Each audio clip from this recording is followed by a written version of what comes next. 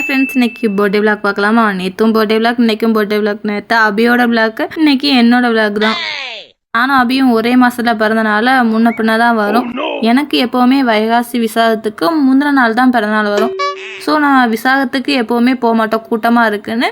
அதுக்கு முந்தின நாளே போயிடுவோம். இன்னைக்கு வந்ததுக்கு ஒரு நல்ல விஷயம் என்னென்னா, திருமலை கோயிலோட வருஷாபிஷேகமாக நாங்கள் கரெக்டாக கோயிலுக்குள்ளே என்ட்ராகவும் கரெக்டாக புனிதத்தள்ளியும் தொளிக்க ஆரம்பிச்சிட்டாங்க. புனிதத்தள்ளியும் வாங்கிட்டு அப்படியே கோயிலை சுற்ற ஆரம்பிச்சிட்டோம். சுற்றி வந்ததுமே வயிறு பசிக்க ஆரம்பிச்சிருச்சு. உள்ள கோயில் கடையில் போய் காஃபியும் ஸ்நாக்ஸும் வாங்கி மரத்தடியில் உட்காந்து சாப்பிட ஆரம்பித்தாச்சு. அபியும் பவானிக்கும் லீவுனால ஊர்லேருந்து வந்திருந்தாங்க. அவ கூட கிளம்பி தென்காசிக்கு கோயிலுக்கு போயாச்சு. நாங்கள் உள்ளே என்ட்ராகவே 5:30 மணிக்கு மேலே ஆயிடுச்சு. இன்னைக்கு என் பிறந்தநாள். அதுமா 2 நல்ல விஷயம் என்னென்னா, திருமலை கோயிலுக்கு போகிறேன், வருஷாபிஷேகம். தென்காசி கோயிலுக்கு உள்ளே வந்தால் இன்னைக்கு பிரதோஷமாக கண்ணா 3 லட்டு தின்ன ஆசைய மாதிரி 3 இது கரெக்டாக மேட்ச் ஆகிடுச்சு. அதுக்கப்புறம் உள்ளே போவேலையே கொஞ்சம் கூட்டமாக இருந்துச்சு. நம்ம சாமியை விறுவிறுன்னு கும்பிட்டுட்டு அப்படியே சுற்று பிரகாரத்தில் சுற்ற ஆரம்பிச்சிட்டோம்.